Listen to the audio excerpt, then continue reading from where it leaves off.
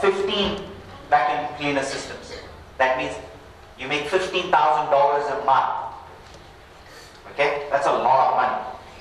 Okay, but we're stupid. We're young, is it right? 25 years old, what can you expect? Okay, spent all the money. Couldn't even save the money to pay the fees. That's right? I had to ask my dad again, please help me out. Now dad had actually saved his money, it's basically all his savings actually. You know, that time 1 lakh rupees was a lot of money. I actually joined another company to sell residential alarms. That was the alarm which I sold. Now I'm a structural engineer and I'm selling residential alarms. And sometimes you wonder, why are you doing this? You know, after this class I've actually quit and gone back to India. Or you have a choice to cut it hard and beat it. I still remember a little part in my life because when you're used to a salary, you think money is coming every month. But when you're on commission, you don't sell, you don't make any money. I mean, no food on the table. I still remember, I was so hungry. I wanted to have a burger. A burger cost $1. $1.50. No $1.50 in the account. But the banks were very smart. They allowed you to overdraft $10. That means at least you can survive. Okay? And I joined this company. I was a little bit new. I said, I don't know what to do. I have to learn. But that was the best thing which happened for me at that point of time. And I moved from Auckland to Wellington to sell residential alarms. 1 week training, 2nd week on the road, I sold 15 systems in a week.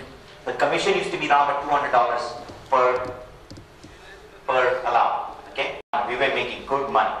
Okay, I got promoted to set up an office in Palmerston North, which is a small village, out of Wellington, and that's when we did really well.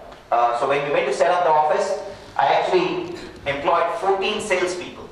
Okay, I was only 25. Half of them were elder than me. Now just imagine, sometimes because of your age, they doubt you. Is that right? Employed 6 telemarketers and 6 installers. Okay? And anybody heard of this company, ADT? No? This is a Tyco Group company. Heard of Tyco? Tyco is a huge American multinational. Okay? In 12 months' time, we were the record company in the whole of New Zealand. We sold 1,000 alarms in a span of 4 months. Okay? And we got recognized as the best distributor in the whole of New Zealand. We were making good money. I was making $5,000 a week. That is 2.5 lakh rupees a week. That is 15-20 lakhs rupees a month. Very good money. Okay? This company helped me get my residency. Okay? If you work hard, people recognize you and they reward you. Okay? Now, if anybody wants to travel overseas and get a residency, there are a few criteria which you need. It's all based on points. Okay? So you get points for your employment, you get points for your age, because they want only the young. If you're between 25 and 30, they want. If you're 30 and above, they don't want. Because they want the young generation. They give you points for your work experience, they give you points for your qualifications, and they assess your qualifications. Okay? So basically your diploma which you did gets assessed by New Zealand Qualification Authority, and which stamps saying that, hey, you know what? Your qualification is equivalent to this particular diploma in New Zealand. That was my first car which I purchased. Okay? 1999. It costed me $600. Very good car. When I was making money, what do? You buy cars. Stupid. Okay, that was the first businessman which was actually generating money. Okay, I used to put all those sales engineers or sales guys into that van and drive them around towns and sell the alarm systems. Okay, money comes in. So what do? You buy a Mercedes. Everybody wants one. Today I look back, I say that was the most stupid decision I took. Okay? I'll come back to this story wherein I lost everything in my business. My company went into receivership. And back to reality. I had to go and find a job to pay the loan debt what I had created. So that was my next job. I bought a used car, became a little bit sensible. Okay, that's the car I drive right now. You can buy a Mercedes when you have the wealth. If you don't have the wealth, don't go and waste your money. Okay. August 2001. That's when we actually filed for receivership. We had a debt of around about $50,000, no source of income. One good thing in New Zealand is government supports you. If you don't have money, nobody goes hungry. You can go to the government and say, I don't have any food. They give you a voucher from, I was 28, and they actually give you food to eat. So you can go to the supermarket with that voucher, you can buy whatever you need, so you will not feel hungry. Okay? This is some of the peaks of being in the Western world. Okay? I joined this company selling advertising space. No way connected to engineering. Okay? And I keep on wondering myself, why am I doing this? My dad is saying, come over, just forget it. You know, you lost it. I said, no, I'm not giving up. I've gone there for a purpose, I need to do it. So, started selling advertising space within a short span of time, because once you do hard selling, when you come to easy selling, it's so easy. Because if you can sell a $4,000 vacuum cleaner to people, selling advertising is easy. Okay? But this was the first company after 3 years of being in New Zealand who were actually giving me a salary. That means every month there was money hitting the account. So you knew whether you didn't sell or anything, there was money to put on the table, food on the table. I worked for them for a year, and then I got my break into engineering. Okay? I joined this company called A. Smith, selling air conditioning maintenance contracts. Now, I used to sell air conditioners in India, but in New Zealand, I was selling air conditioning maintenance contracts. So, very good, top performer. Got a very high base. Okay, that means you make a little bit so you can have a good life. Okay, I got promoted to shift to Sydney, beautiful city. Okay, and you know what happens sometimes in life? You get too overconfident, and it happened to me as well. 31, no support from parents, and I have one boy and wife. Who was just working, and you know what? I lost my job because I was stupid. Because if you don't perform, what happens? You get shown the door. Okay? They fired me. Very low part of my life. I said, what do I do? Do I take the family and go back, or do I cut it off? I said, you know what? I need to find work. Within 24 hours, I found a work as a receptionist. Engineer, being a receptionist on job. It really doesn't matter, because I was mentally prepared to do anything. Okay? At this point of time in my life, some of the things which really helped me, okay?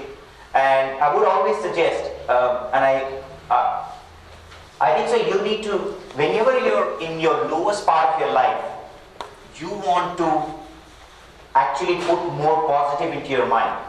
The only way you can do that is you be around positive people. But generally, when you're at your bottom part of your life, nobody wants to be around you because you're negative. Okay? So the only way you can succeed is you need to invest in yourself and buy some good, positive mental attitude books. Okay? If you have never read this book, I would highly recommend you to read this book. This is a book on people skills. Okay? It's only 20 pages. But the amount of wealth you have, it teaches you how to deal with people. Okay? Because this is very, very important. In the business world, if you do not know how to connect to people, you wouldn't be able to survive. Okay? Another book which you need to read, because this fixes your attitude. Okay, if you have not read this book, buy this book. It costs less than a few hundred rupees. It's available on Amazon. It's called The Magic of Thinking Big. And you want to read the chapter number 4. Okay, very, very important. Another book which you can read, this is from an Australian author by Rhonda Byrne. It's The Secret. Anybody read this book? One? Anybody else? No? Okay. These books really teach you how to keep your attitude right. Okay. Another good book you can read is How to Win Friends and Influence People by Dale Carnegie. This is an all-time classic. Okay. Very, very good book. And this is the book which helped me to get back onto my sales target again. How I Raised Myself from Failure to Success in Selling by author named Frank Beckler. And you know what? After reading this book, I chiseled myself and got hired as the head of sales and marketing for this German manufacturing company.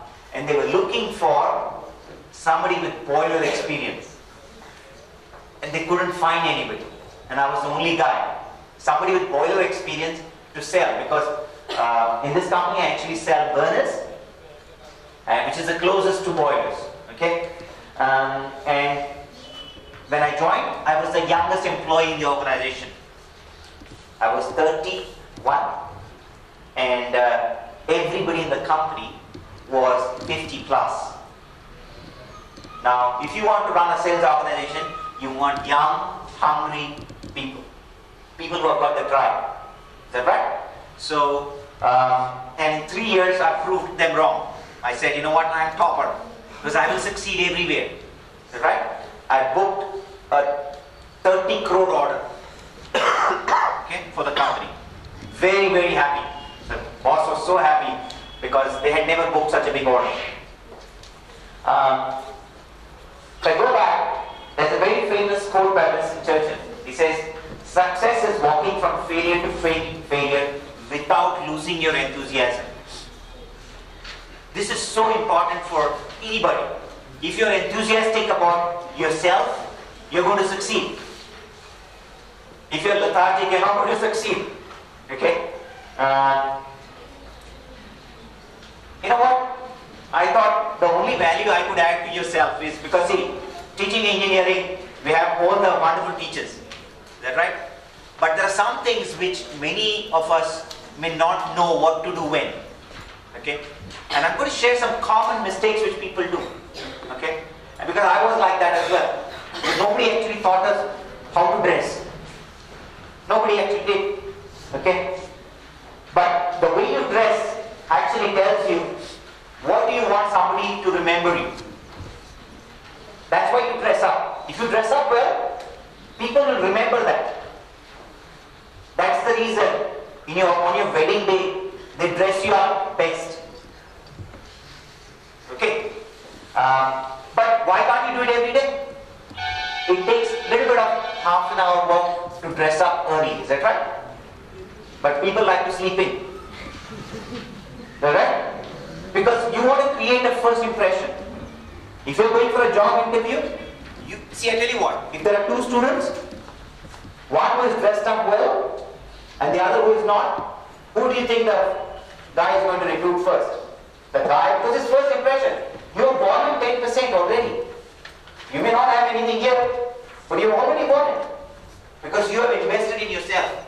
Because if you invest in yourself, people value that. Okay? And how do they perceive you?